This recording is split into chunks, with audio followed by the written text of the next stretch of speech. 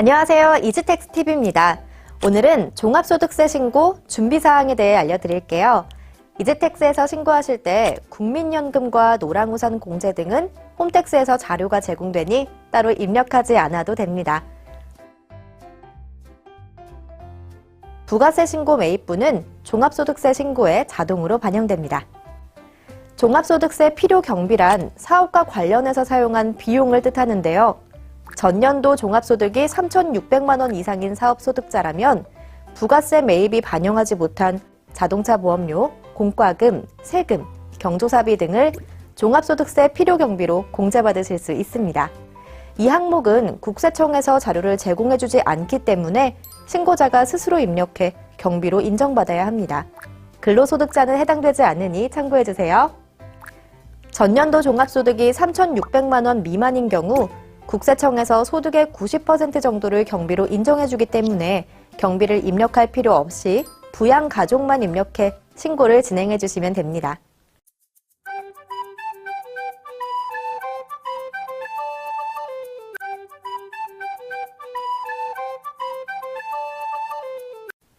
하나씩 설명해 드리겠습니다. 자동차 보험료, 적재 보험료, 화재 보험료의 경우 해당 보험사 홈페이지에서 금액을 확인하실 수 있습니다. 사업에 무관한 승용차 보험료 등은 경비로 인정되지 않습니다. 축의금, 화환, 조화, 조의금, 돌잔치 등 경조사비는 1년치 금액을 합쳐서 작성해주세요. 사업과 관련된 자동차세, 취득세, 등록면허세, 환경개선부담금 등 제세공과금은 위텍스 홈페이지 또는 정부24 홈페이지에서 조회해 각각 1년치 합계 금액을 작성해 주시면 됩니다. 벌금과 과태료, 체납처분비, 가산세 등은 경비로 인정되지 않습니다.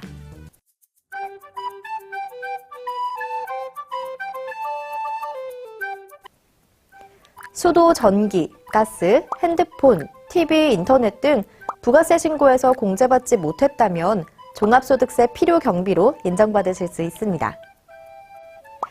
주차장, 차고지 임대료 등 또한 경비로 인정받을 수 있습니다. 자동차 할부금, 사업대출금의 원금 상환은 경비로 인정되지 않지만 이자 비용은 경비로 인정됩니다. 카드 수수료, 송금 수수료 또한 1년치 수수료를 해당 금융기관에서 확인해 입력해 주시면 비용으로 인정받으실 수 있습니다.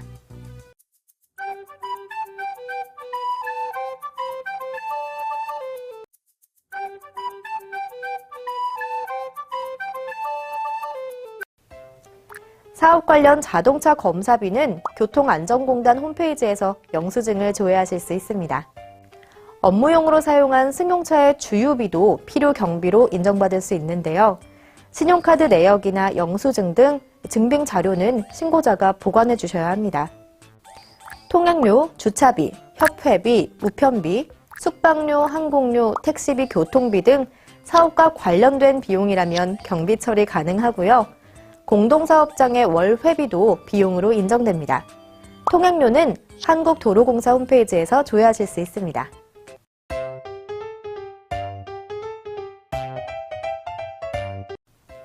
배달 업종의 경우 배달앱 등에 지급하는 수수료는 해당 카드사나 앱에서 수수료를 조회하실 수 있습니다. 운수업의 경우에는 24시콜, 원콜, 화물맨 등 현금 배차를 받을 때 지급한 수수료도 경비로 인정받을 수 있습니다. 간이 영수증을 받은 문구류, 청소용품 등 각종 소모품과 그 외의 비용들 또한 경비 인정이 가능합니다.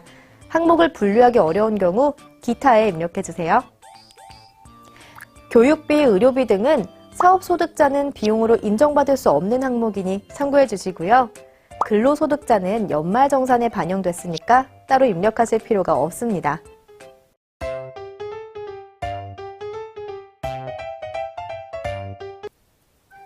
부양가족의 경우 표를 참고해 설명해 드릴게요.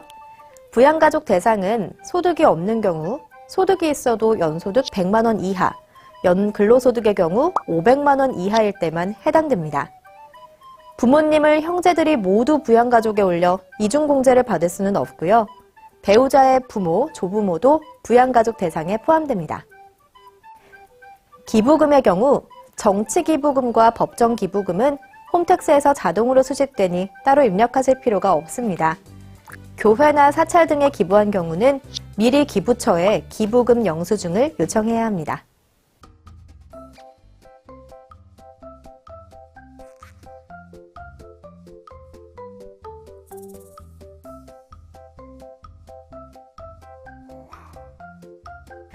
이상으로 종합소득세 신고 준비사항에 대한 안내를 마치겠습니다.